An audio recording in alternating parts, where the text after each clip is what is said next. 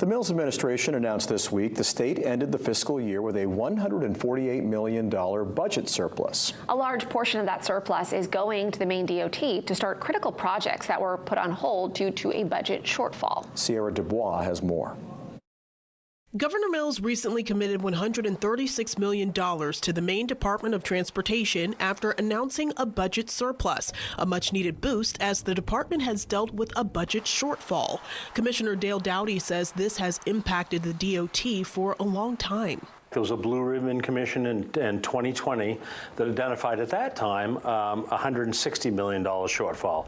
So every year on the state side, we really haven't invested in transportation, especially transportation capital. When officials build a work plan each year, that budget shortfall is now anticipated, which means a delay for projects that simply maintain Maine's aging transportation infrastructure. Doughty says each year general fund bonding, general fund surpluses, or other mechanisms fill the gap.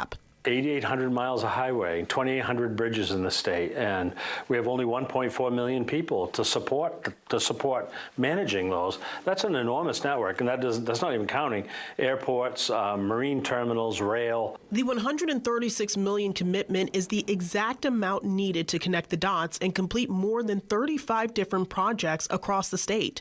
That's actually half the projects that would have been cut. That's the amount we are cutting now, later in the fall, if this didn't get mitigated.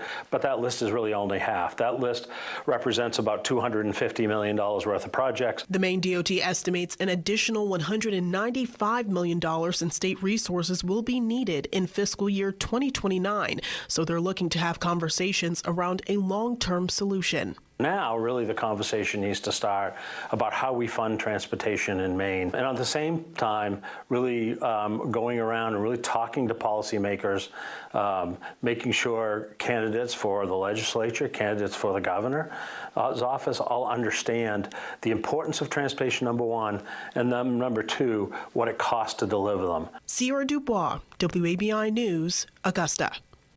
The work plan spans over 3 years. There is currently a debate in Washington on reauthorization for transportation funding, which occurs every 5 years. Doughty hopes this will provide more flexibility on the federal funding side.